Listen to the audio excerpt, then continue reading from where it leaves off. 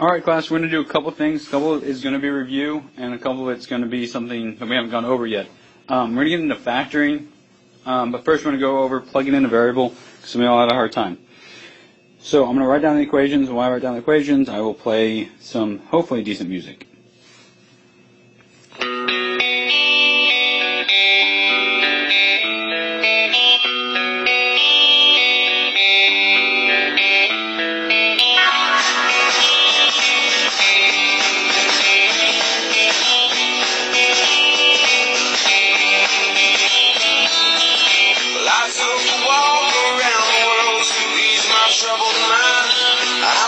Alright, first things first, guys, if I have f of 2, what does that tell me to do? It tells me to plug in a variable. I want you to get in the habit of doing this. Anytime I plug in a variable, make sure you put that inside parentheses.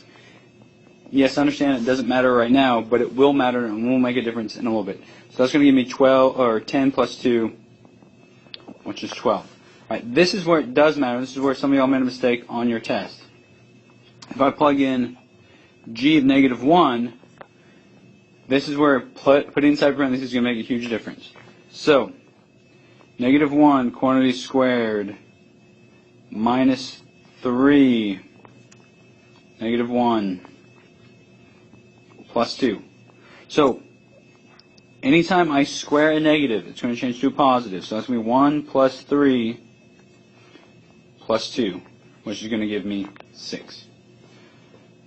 So make sure when you plug in a variable or plug in a number into an equation, make sure you put it inside parentheses. Alright, so last thing that I'm going to go over again is if I had g f of x. Alright, what I want y'all to do, honestly, is to pause it, try it, and then move on.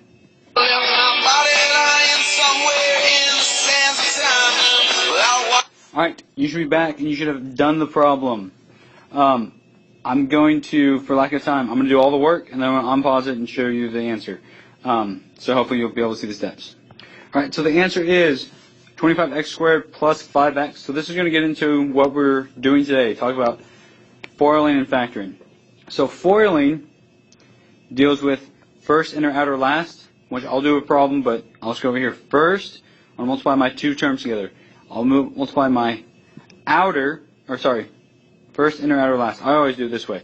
Multiply my first two terms, I multiply my outer two terms, and then I multiply my inner two terms again, or inner terms, and then I multiply my last terms. So that's what I do. It's called, to me it looks like a double rainbow, one's upside down, or mirror action. The second thing we're going to get into is factoring. So this here, that is my answer, correct. But what do they both have in common? What terms, or what do they both have that are exactly the same? So here, 25 and 5. Well, that's both a factor of 5, so I can take out a 5. They both have an x in it, so I can take out an x. So what does that leave me with? If I were to distribute my 5x back into it, what would that leave me with? So, that would leave me with 5x plus 1. And that would be it factored. But like I said, we're going to get into more examples of factoring and more examples of foiling. So, if y'all can see what I did, if you have questions, come to tutoring or ask in class on Monday. Alright, so first thing we're going to get into is foiling. FOIL stands for first,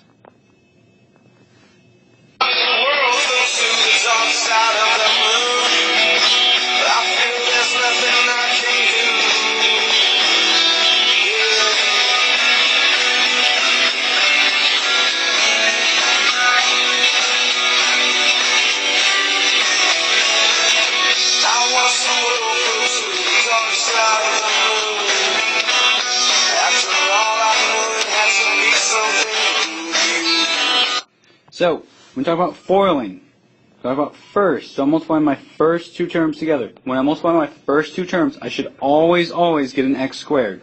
So this is going to give me 2x squared. I'm then going to multiply my outer terms, which is x times 5.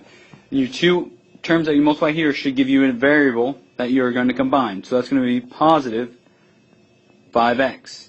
Then I'm going to multiply my inner terms.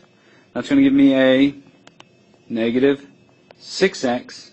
And then my last terms I multiply, or just my last two terms. That should always, always give you a number. That's going to be negative 15. Like I said, my two middle terms I should always be able to combine. So that's going to be 2x squared minus 1x minus 15. If you want to write minus x, that's fine. So I'm going to give you a problem. I want you to do it. Alright, this is the problem I want you to do.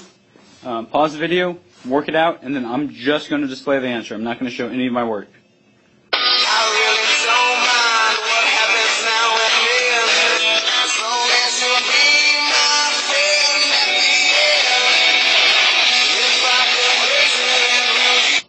So that's what you should have gotten for your answer. Any questions? Alright, now we're going to get into factoring.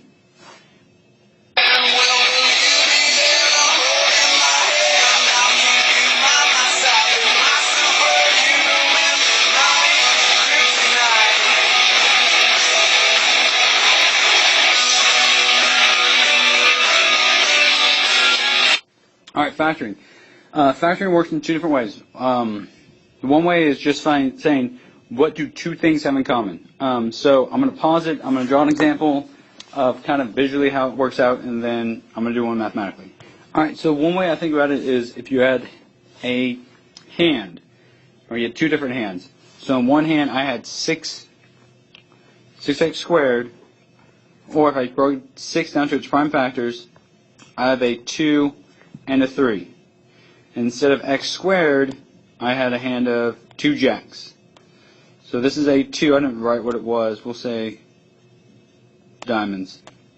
So what we're saying is, what do these two hands have in common? So this one has a 2.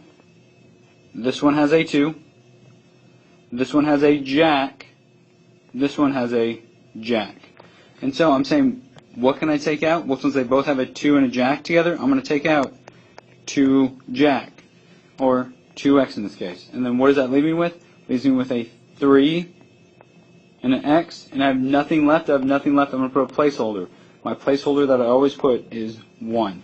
So that's kind of, it's confusing, but that's kind of how I factor what I'm doing with just saying, what can I take out? I'm just saying, what can you take out of both of those? So I'm going to do two examples, and I want y'all to just do them.